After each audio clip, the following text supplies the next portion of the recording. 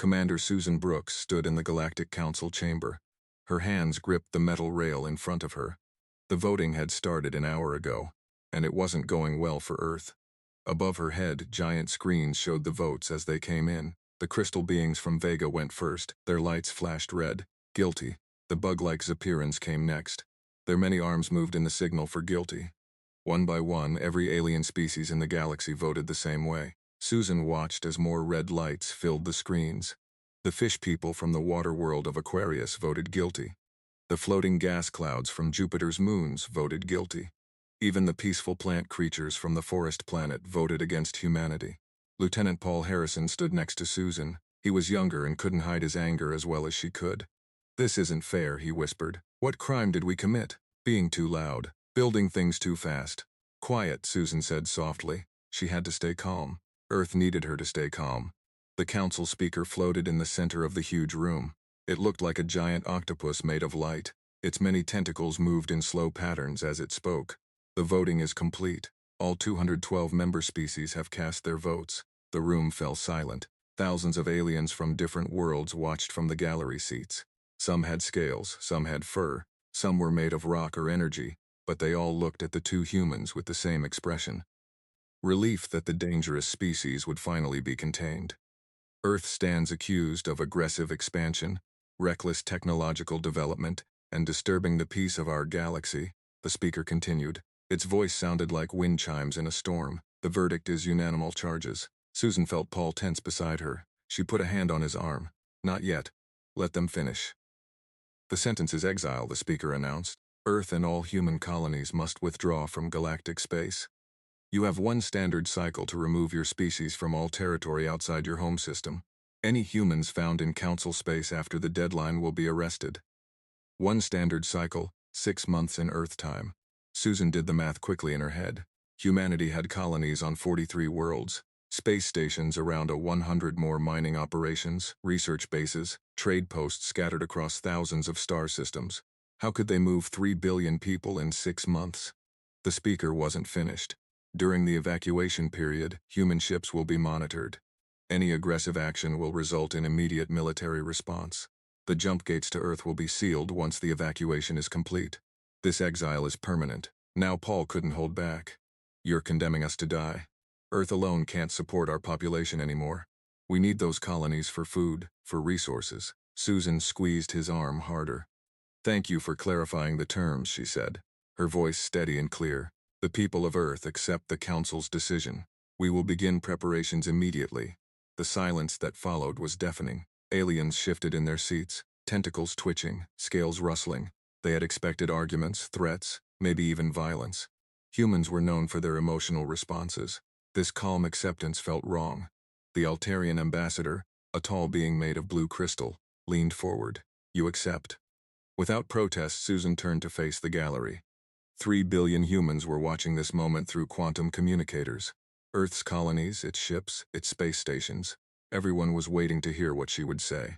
"Of course we accept," Susan said. Her smile was polite, professional. "You've made your position very clear. Humanity is not welcome here. We understand completely." She turned back to the speaker. "We'll need the official evacuation orders sent to all human settlements. I assume you have a list." The speaker's tentacles twisted in what might have been confusion. "Yes, of course. But Commander Brooks..." "Then we have a lot of work to do," Susan interrupted. "If you'll excuse us, we need to inform our people. 6 months isn't much time." She turned and walked toward the exit. Paul followed, his face still red with anger. As the doors closed behind them, Susan heard the aliens beginning to talk among themselves. They sounded worried. Good, she thought. They should be worried. In the hallway outside, Paul finally exploded. "Commander, how could you just accept that? They're destroying us." Susan kept walking. Her smile never wavered. "Paul, do you remember the old Earth saying about not throwing stones in glass houses? What does that have to do with everything we've built out here? Every station, every colony, every jump gate. Who maintains it all?" Paul stopped walking. Understanding dawned on his face. "We do. Every trade route uses our gates. Every medical center runs on our technology. Half their food supply comes from human agricultural worlds." Susan's smile turned sharp. "They want us gone. Fine. But they didn't say we had to leave our toys behind." Paul's anger transformed into something else. Something that looked like hope. We're taking it all with us. Every last bolt, Susan confirmed. They want a galaxy without humans. They're about to learn exactly what that means. As they walked toward their ship, Susan activated her communicator. She had calls to make, plans to set in motion.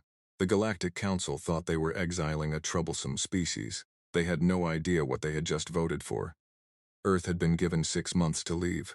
Susan intended to make sure that when humanity left, the galaxy would never forget them. The exile had begun, but it wouldn't end the way the aliens expected. President Lisa Garcia looked out at the crowd filling the United Earth Assembly Hall. Every seat was taken. People stood in the aisles and doorways. Camera drones floated overhead, sending her image to human colonies across the galaxy. Behind her, huge screens showed maps of human space. Red dots marked Earth's 43 colonies. Blue dots showed the 200 space stations. Yellow dots marked the thousands of mining operations and research bases. So many dots, so many homes. My fellow humans, she began. Her voice was calm but strong. 3 days ago, the Galactic Council voted to exile us from their space. They gave us 6 months to leave. The crowd stirred but stayed quiet. They had all watched Commander Brooks accept the verdict. They knew this moment was coming. They think they're punishing us, Lisa continued. They think we'll crawl back to Earth with our heads down. They think we'll abandon everything we've built and disappear quietly. She paused and smiled. It wasn't a nice smile. They're wrong. The screens behind her changed. New images appeared. Massive transport ships bigger than any ever built. Construction robots working around the clock. Entire cities being carefully taken apart and packed into containers. I'm announcing Operation Exodus, Lisa said. We're not abandoning anything. We're taking it all with us, every building, every machine, every grain of soil from our terraformed worlds. If they want us gone, we'll go. But we're not leaving them a single atom of human achievement. The crowd erupted. People cheered, cried, hugged each other. The sound was deafening. Captain Kevin Martinez watched the president's speech from the bridge of his ship, the Northern Star. Through the windows, he could see New Phoenix below. Humanity's first colony outside the solar system. The city sprawled across the continent, home to 50 million people. Captain, we're getting the evacuation orders, his communications officer reported. Kevin nodded. Put them on the main screen. The orders were simple but shocking. Don't just evacuate the people. Take everything. Buildings, roads, power plants, even the topsoil from the farms. Leave nothing behind, sir. That's impossible. His first officer, Janet Williams, said, How do we move an entire city? Kevin studied the plans that came with the orders. We don't move it. We take it apart piece by piece. Look, they're sending us construction drones, matter converters, molecular storage units. Everything goes into these new transport ships they're building. Janet whistled softly. They're really doing it. They're stealing our colonies back. Not stealing, Kevin corrected. It was always ours. We built it. We maintained it. Now we're taking it home. In the engineering section of Space Station Alpha, Chief Engineer Ryan Cooper worked with his team to understand their new orders. The station orbited a major trade hub where dozens of alien species met to exchange goods. Okay, people, listen up, Ryan said to his mixed human and alien crew. Earth wants us to start disconnecting our systems from the alien sections of the station. Tuck. An insectal-like Zephrine raised one of his forearms. But the human systems run everything. Life support, gravity, power generation. Without them, the alien sections won't function. Ryan shrugged. Not our problem anymore. They wanted us gone. Remember, we're just following orders. The human crew members exchanged knowing looks. The aliens looked worried. Over the next weeks, the galaxy watched in growing alarm as humanity began the largest migration in history. The new transport ships were engineering marvels. Each one could hold an entire city, broken down and stored in compressed matter fields. On Harvest, the galaxy's biggest agricultural world, massive machines worked day and night. They scooped up the rich farm soil that humans had spent decades perfecting. They carefully dug up every fruit tree, every vegetable plant. They drained the lakes and packed up the water purification systems. The Athetherian observer sent to monitor the evacuation floated next to Farm Director Sarah Kim. Its ghostly form flickered with distress. You're taking the dirt? It asked in disbelief. But this is a living world, you can't just watch us, Sarah said cheerfully. This soil has Earth bacteria in it, Earth nutrients, it's ours. Your council was very clear. They want everything human gone. We're just being thorough. She pointed to the massive excavators. Don't worry. I'm sure the bedrock underneath will grow food just fine.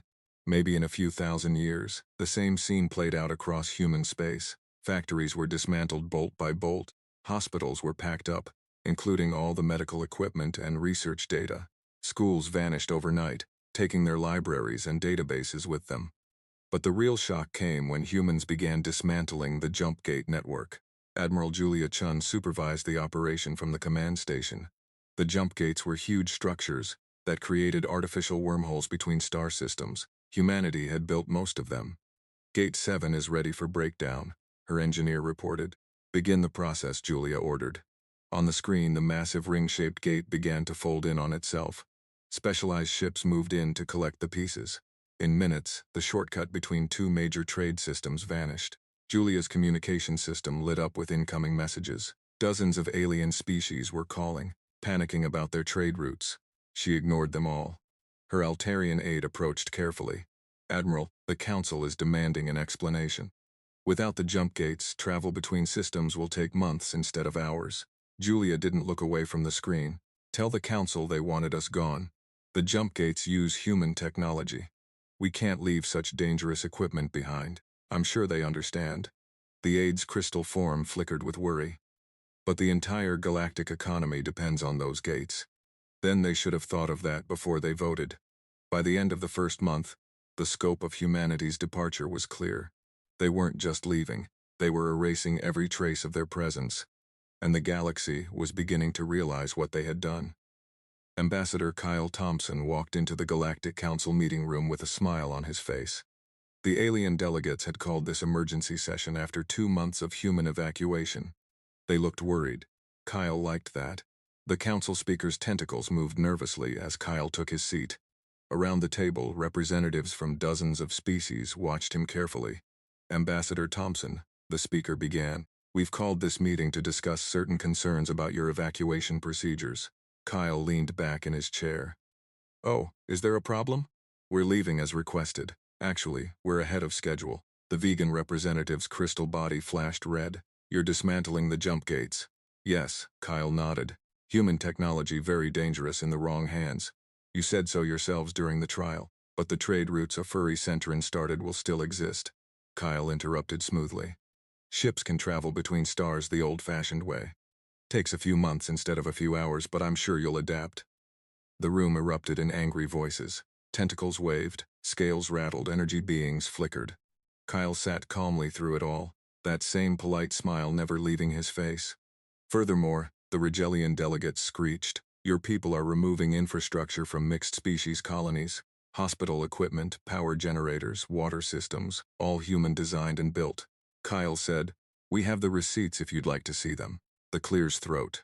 Athatheran ambassador floated forward. What about the medical facilities? Half the galaxy relies on human doctors and human medical technology. Kyle's smile widened. We're very touched by your concern. Don't worry, we're leaving you detailed instructions on which local plants can be used for basic remedies. Very traditional, very safe. This is outrageous. The Zephyrin representative's forearms waved frantically. You're destroying galactic civilization. No, Kyle said, his voice suddenly sharp. We're removing human civilization. You voted for this, we're simply being thorough. On the mining world of DRA-7, operations manager Carol Foster supervised the final shutdown. The planet was ugly, nothing but rocks and mining tunnels. But those tunnels held the galaxy's largest deposits of trilithium crystals, the power source for most advanced technology. Carol watched her crews carefully pack up every piece of mining equipment. Massive excavators, folded into impossibly small storage units using human compression technology. Kilometer-long conveyor systems vanished into transport containers. The Altarian overseer approached her, his blue crystal form pulsing with anxiety. Miss Foster, surely you're leaving the extraction systems. The galaxy needs these crystals. Carol checked her tablet. Sorry, but these are all human systems. The drills, the processors, the safety equipment, all ours. But without them, how will we mine the trilithium? The old-fashioned way, I guess. Picks and shovels. Though I wouldn't recommend it. Trilithium is pretty toxic without proper handling equipment. She pointed to the nearest tunnel. We're also collapsing most of the mine shafts. Safety reasons. Can't leave dangerous holes in the ground. The Altarian's glow dimmed. You're sealing away the crystal deposits. Not our problem, Carol shrugged. You've got 4 months to figure something out. Meanwhile, at Research Station Gamma in the Horsehead Nebula, Dr. Amy Chen was having a similar conversation with her alien colleagues. The station had been a joint operation with scientists from many species working together. "Annie, please," begged Dr. Rix, a plant-like being from the forest world of Verdania, "the plague cure research. Surely you'll share the data. My people are still suffering." Annie felt bad for Rix. They had worked together for years, but orders were orders. "I'm sorry, Rix. All human-developed research has to come with us. Intellectual property laws. But we worked on it together." RX's leaves turned brown with distress. "You're right," Amy agreed. She handed Rix a small datapad. "Here's all the research you personally contributed, your observations, your theory notes. Everything else was processed through human computers using human methods. That makes it ours." She started packing up the laboratory equipment. Quantum microscopes went into cases. Bioscanners disappeared into storage units. Even the coffee machine got packed away. "The navigation improvements for traveling through nebulous," asked Teacher. "A gas being from Jupiter's moons. Human algorithms," Amy said. "The gravity wave detection system. Human sensors, the cafeteria food recipes." Amy almost laughed. "Definitely human. Though you're welcome to try recreating Thursday's meatloaf special. No one could figure out what was in it anyway." As the weeks passed, alien ships gathered near human facilities, watching the great dismantling. They sent message after message, growing more desperate with each passing day. Trade routes were failing. Medical crisis went untreated. Food supplies dwindled as human agricultural worlds packed up their farms. The elaborate web of galactic civilization built over centuries of cooperation was falling apart. In the council chambers, emergency sessions became daily events. The aliens argued among themselves, blamed each other, demanded solutions that didn't exist. "Perhaps we could negotiate," suggested the vegan representative one day. "Offer them something to leave the infrastructure." "With what?" snapped the Athatheran ambassador. "They're taking their entire economy with them. What could we possibly offer?" The council speaker's tentacles drooped. "Maybe we could apologize. Ask them to stay." Silence filled the chamber. No one wanted to admit the truth. They had made a terrible mistake. The humans weren't just leaving. They were taking the heart of galactic civilization with them, and there were still 4 months left in the evacuation. Dr. Rachel Green stood in the empty hall of the Crimson Nebula Science Station. The research facility had once buzzing with activity. Scientists from 20 different species had worked here side by side. Now only the human staff remained, and they were leaving too. Final data transfer complete. Her colleague Dr. Stephen Ward announced all human research has been secured and deleted from the shared servers. Rachel looked at the bare walls where awards and discoveries had once hung. This station had cured diseases, unlocked the secrets of dark matter, and mapped distant galaxies. None of that knowledge would remain. Glack, her Altarian research partner, floated nearby. His blue crystal form pulsed with distress. "Rachel, please reconsider our work on the stellar plague cure. My world needs it. Thousands are dying." Rachel felt genuine pain as she answered. "The cure used human DNA sequencing technology. I can only give you the notes from your own contributions." She handed him a small data crystal. "This contains everything you personally discovered. The rest goes with us. But we work together, our discoveries built on each other." "I know. I'm sorry." Rachel sealed another box of equipment, but the council's ruling was clear. Complete separation. No human technology or knowledge can remain in council space. Across the station, similar conversations happened. The Zephrine biochemist begged for the enzyme synthesis data. The vegan physicist pleaded for the wormhole stability equations. The humans could only shake their heads and continue packing. In the economic center of the Galactic Trade Hub, Director Gregory Adams oversaw the shutdown of humanity's financial systems. For over a century, Earth's banking networks had helped manage interstellar commerce. Now those systems were going dark. "Sir, I'm getting urgent calls from 17 planetary governments." His assistant, Lisa Park, reported. "The Centauri Commonwealth says their entire pension system will collapse without our investment algorithms." Gregory didn't look up from his work. "Not our problem. Transfer all human-owned assets to the Exodus accounts. Cancel all loan guarantees. Void all insurance policies. But sir, that will crash their economies. They should have considered that before exiling their economic partners." Gregory typed in another command. "Make sure every human credit, every investment, every piece of our financial infrastructure leads with us." On the agricultural research station above Harvest Prime, Dr. Patricia Wilson supervised the extraction of humanity's greatest agricultural achievements. The station had developed crops that could grow in alien soils, creating food security for dozens of worlds. Her Draxi colleague, Vorton, watched in horror as robots packed away seed banks. Dr. Wilson, without those hybrid grains, my planet will face famine. Our entire agricultural system depends on human-developed crops. Patricia paused in her work. She liked Vorton. They'd worked together for years. I'm leaving you the native plant samples you contributed. But the hybrids, the gene modifications, the growth accelerators, those are human innovations. Billions will starve. Then your government should have voted differently. Patricia sealed another container. I'm sure the mighty Draxi can figure out farming. You did it before humans arrived. That was 1,000 years ago. We've forgotten the old ways. Patricia's expression hardened. Then I suggest you remember quickly. The knowledge drain accelerated. Libraries closed as humans downloaded and deleted their contributions. Technical schools shut down as human teachers departed with their curricula. Research databases went dark as human-generated data was removed. Dr. Alan Crowe managed the shutdown of the Galactic Medical Academy. The institution had trained doctors from every known species, sharing human medical knowledge freely. Now that generosity was ending, Professor Cruz, the Academy's Athetheran administrator, pleaded, "Surely the medical textbooks can remain. They save lives across the galaxy." Alan looked at the empty shelves where medical texts once stood. Those books were written by human doctors based on human research. We're taking them home.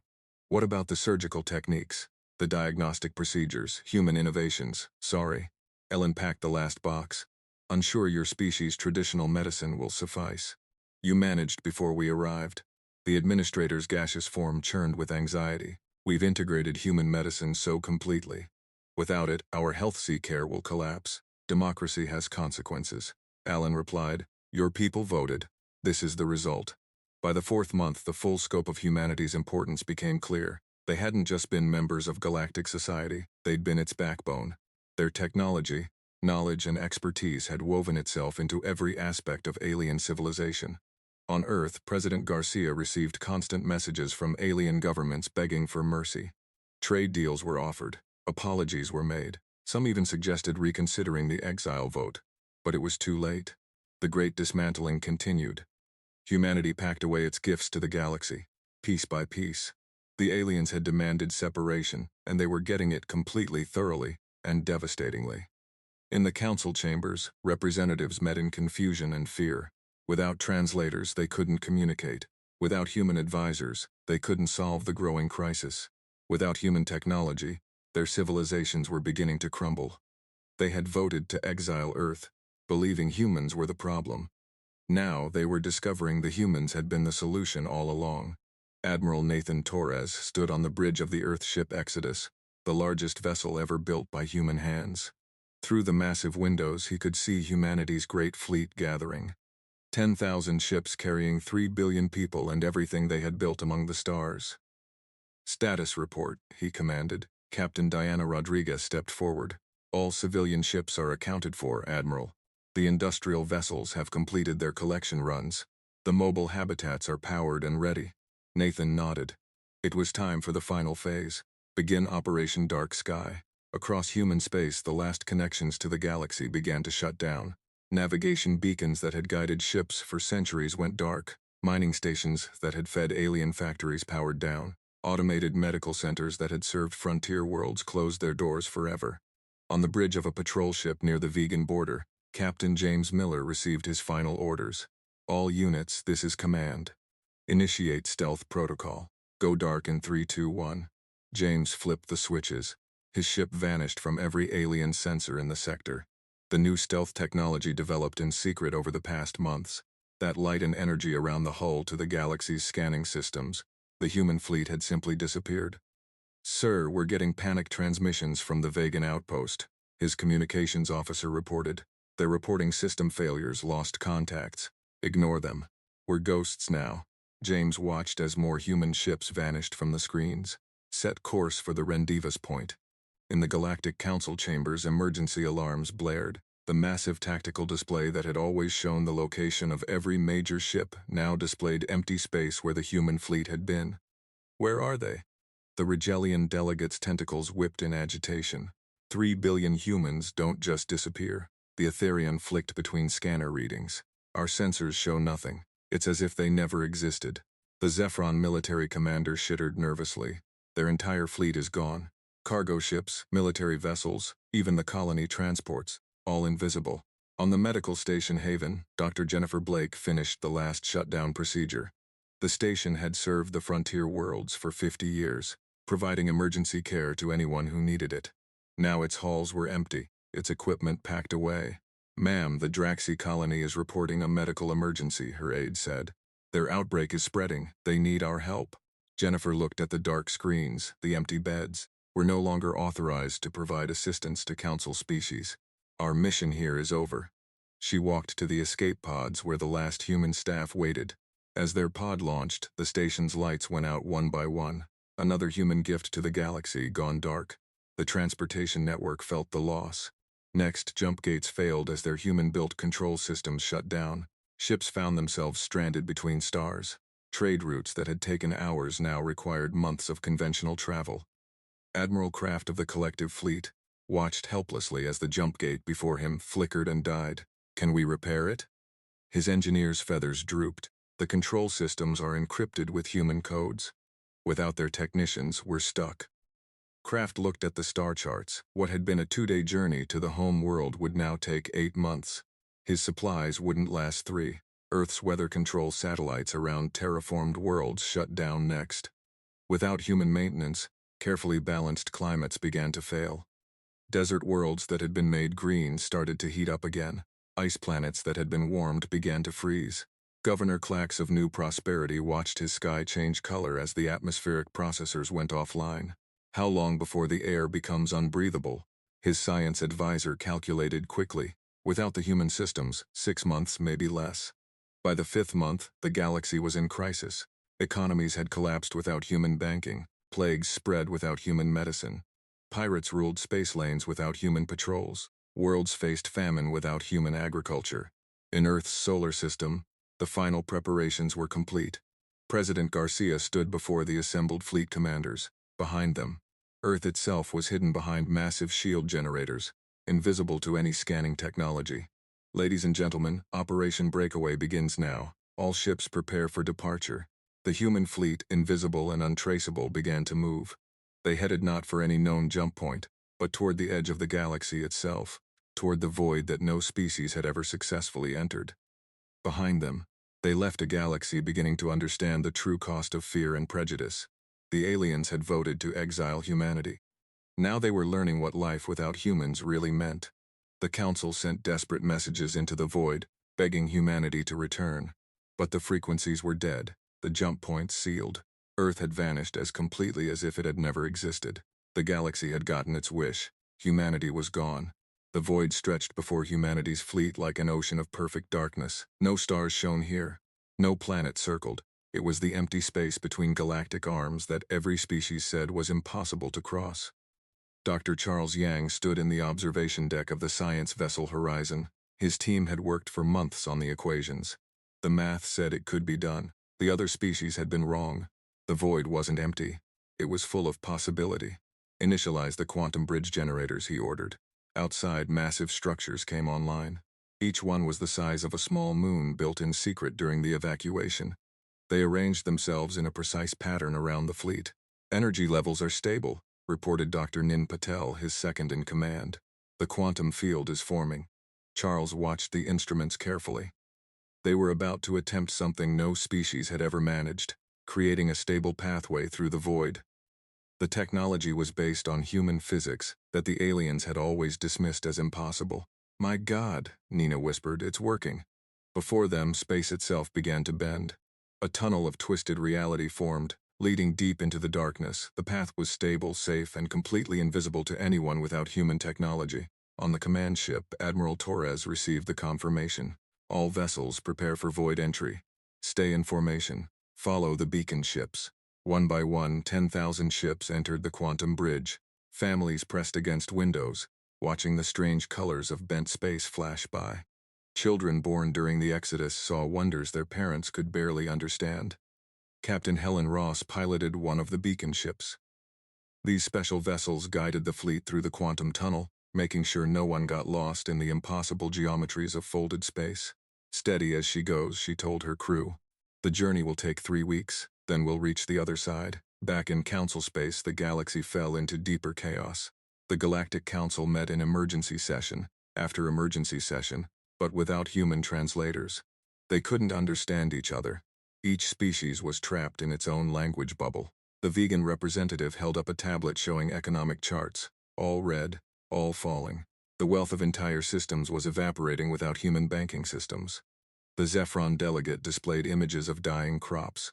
Without human agricultural science, food supplies were failing on 100 worlds. The Athetheron flickered with reports of spreading diseases. Without human medicine, old plagues were returning and new ones couldn't be stopped. But worst of all were the messages from frontier worlds. Without jump gates, without patrols, without communication networks, entire civilizations were being cut off from each other. The galaxy was fragmenting into isolated pockets. 3 weeks later, humanity's fleet emerged from the void into a new galaxy. The first thing they saw took their breath away. 3 suns dancing together, their combined light painting space in colors no human had ever seen. Scans show 12 habitable worlds in this system alone, reported the survey team. No signs of advanced civilization. It's all ours. President Garcia stood on the bridge of the Exodus, tears in her eyes. We made it. We're home. The fleet spread out, each ship heading for its assigned world. The mobile habitats took up orbits. The industrial vessels began unpacking cities. The agricultural ships looked for the best places to plant Earth's stolen soil. Within days, the first human settlements were taking shape under alien suns. Children played in the light of 3 stars. Farmers tested new Earth under strange skies. Scientists studied phenomena that would have amazed their former colleagues. But the real moment of triumph came when the communication systems powered up. Madam President, the communications director reported, we're detecting signals from this galaxy. 3 species, all primitive, all curious about us. Garcia smiled. Open channels. Let's introduce ourselves properly this time. The first contact was with a species that looked like Earth's dolphins but lived on land. They were friendly, eager to learn, excited about the new neighbors who had appeared from nowhere. You came from another galaxy, their leader asked through the newly calibrated translators. How is that possible? We'll be happy to share our knowledge, Garcia replied. We believe in cooperation, in mutual benefit. But first, let us tell you about ourselves, our history, our hopes for the future. As humanity began making friends in their new home, their old galaxy continued to struggle. The Council tried desperately to re-establish contact with Earth, but it was impossible. The humans had vanished so completely that some species began to wonder if they had ever existed at all. Only the failing systems, the silent jump gates, and the empty worlds remained as proof that humanity had once been there. The galaxy had exiled Earth. Now they were learning that some decisions couldn't be taken back. In their new home, humanity thrived. They built cities under triple suns, made friends with species who welcomed them, and created a future where fear and prejudice had no place. They had been pushed from their first home. But in trying to cage humanity, the galaxy had only set them free to find a better one. 6 months had passed since humanity disappeared. The Galactic Council chamber was a shadow of its former glory. Paint peeled from walls, lights flickered and died. Without human maintenance, even the mighty council building was falling apart. The speaker floated at the center, its tentacles drooping with exhaustion. The few representatives who could still travel to the capital sat in worried silence. Most couldn't make the journey anymore. The jump gates were dead, and conventional travel took too long. Trade in Sector 7 has completely stopped, the Regellian delegate reported through a crackling translator. The device was alien-made poor quality compared to the human version. Without jump gates, clears throat. Our merchant ships can't reach their destinations. The vegan representative's crystal form had lost its shine. Medical emergency on 12 of our worlds. The plague is spreading. Our doctors don't know how to stop it without human research. The Zephrine clicked its mandibles sadly. Food riots on our outer colonies. The crops are dying. We tried to plant our old native species, but we've forgotten how to grow them. Every report was the same. Systems failing, economies crashing, diseases spreading, worlds starving. The great galactic civilization was crumbling like sand. The Athetheron delegate flickered weakly. Perhaps we made a mistake. The Drax's scales rattled with bitter laughter. We exiled the species that held our society together. We threw away the beings who made our prosperity possible. That's not a mistake, it's suicide. In the historical archives, a young Altarian researcher named Quelix studied the old records. Before the vote, before the exile, there had been warnings. Human philosophers had written about the interconnectedness of galactic society. Human economists had shown how much the aliens depended on Earth's contributions. Human scientists had explained that cooperation made everyone stronger. The aliens had ignored them all. "Look at this," Quelix told his colleague, showing a data crystal. The humans offered to share everything freely. Technology, medicine, knowledge, all of it. They only asked for respect and equality in return. His colleague's crystal form pulsed with regret, and we called them dangerous. We said they were too ambitious, too aggressive. But look at us now. They're gone and we're dying. Quelix found more records. Videos of human teachers patiently explaining complex ideas to alien students. Images of human doctors working tirelessly to save alien lives. Data showing human engineers maintaining systems across the galaxy without asking for credit. They never forced their help on anyone. He realized they just offered it, and we were so afraid of their energy, their passion, that we pushed them away. On the former human colony of New Haven, a Centaur salvage team searched the empty city. They hoped to find some working technology, some forgotten database, anything that might help their failing world. Captain Frez led his team through the spotless streets. The humans had taken everything, even the streetlights. Only bare ground remained where a thriving metropolis had stood. "Sir, I found something," one of his crew called. Vrex hurried over. In what had been the city's central square, a single monument stood. The humans had left it as their only message to the galaxy. Words were carved into the stone in 100 languages. "You feared us because we dared to dream. You exiled us because we refused to bow. We leave you with the galaxy you wanted, one without human ambition, human innovation, human hope. May you find it to your liking, the people of Earth." Vrex stared at the words until his eyes burned. Around him, his crew stood in shameful silence. Back in the council chambers, the speaker called for order. "We must try again to contact Earth, apologize, beg them to return." "How?" the vegan delegate asked bitterly. "We don't even know where they went. Their technology is beyond us. Their stealth systems make them invisible. We cast them out, and now we can't find them even if we wanted to." The rebellion's voice was heavy with defeat. "They warned us. They said democracy has consequences. They said we'd learn the true cost of fear and prejudice." The chamber fell silent. Outside, more lights failed. Another jump gate went dark, another world lost contact. The great galactic civilization continued its slow collapse. In their arrogance, they had voted to exile Earth. In their fear, they had driven away their greatest allies. Now, as their society crumbled around them, they'd finally understood what they had lost.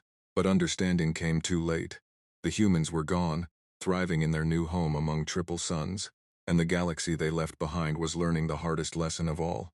Some mistakes can't be taken back. Some bridges once burned can never be rebuilt. The exile was complete.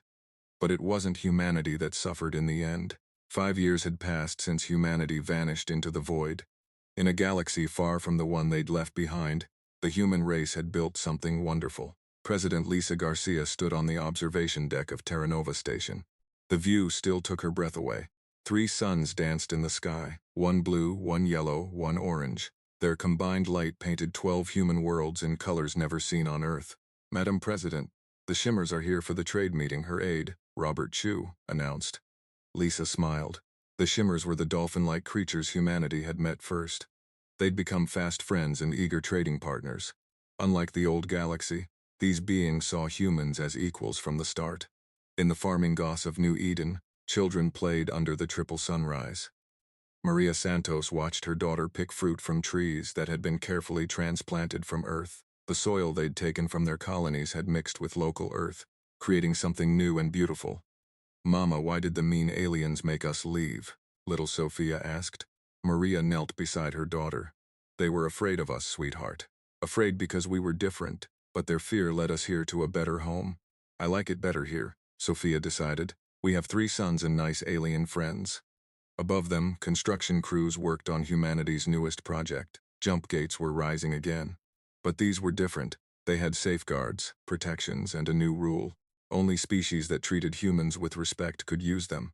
Admiral Nathan Torres, now head of the Exploration Corps, met with the Council of Three Suns, the democratic body that governed humanity's new home. "We've made contact with 2 more species in the outer systems," he reported. "The Crystal Weavers and the Cloudinzers both are interested in trade and cultural exchange." "What's our approach?" asked Council member David Kim. "Same as always, open hands, open minds. We share knowledge freely with those who see us as equals." Nathan smiled. "But this time we keep safeguards. We've learned our lesson about one-sided relationships. In the science labs of New Horizon University, Dr. Charles Yang taught a mixed class of humans and shimmers. The alien students floated in water-filled tubes while humans sat at desks. Universal translators better than the old ones. Let everyone understand perfectly. "Today we'll study quantum bridge mechanics," he announced. "This is the technology that brought us here, that let us cross the void. Everyone said was impossible." A young shimmer raised a flipper. "Professor, will humans share this technology with us?" "Of course," Charles replied. "But remember our agreement. Knowledge is shared among equals.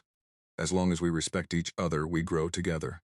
In the new capital city of Trinity, President Garcia met with Ambassador Three Ripples of the Shimmers. The alien skin patterns shifted with emotion as they discussed their latest project. "The medical exchange program is working wonderfully," Three Ripples reported. "Your doctors are learning our healing songs. Our healers are studying your surgery techniques. Together, we've already cured 2 diseases." "This is how it should be," Lisa said. "Different species, different strengths, working together as equals." Through her window, she could see children playing in the parks. Human children and young shimmers splashing in the fountains together. No fear, no prejudice, just joy.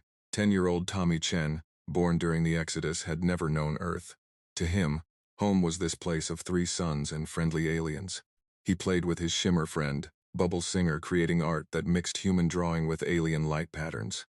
"My teacher says humans came from far away." Bubble Singer said, "Is it true you had only 1 son?" "That's what my mom tells me," Tommy replied. "And the aliens there were mean. They didn't want to be friends." That silly Bubble Singer decided being friends is the best part. As the sun set in their complex dance, humanity's new worlds glowed with life and hope. Cities grew, trade flourished, knowledge flowed freely among species that respected each other. Lisa Garcia stood in her office looking at an old photo of Earth. She felt no anger toward the galaxy that had exiled them. In trying to cage humanity's spirit, they had set it free. In pushing humans away, they had pushed them towards something better. A child's laughter drifted through her window. Human and alien voices mixed in play. This was humanity's future. Not as exiles, but as builders of something new. Not as outcasts, but as the heart of a young alliance based on mutual respect. She touched the photo gently, then put it away. Earth would always be humanity's birthplace. But here, under 3 suns, among friends who saw them as equals, humanity had found its true home. The galaxy had voted to exile Earth. In the end, they had done humanity the greatest favor possible.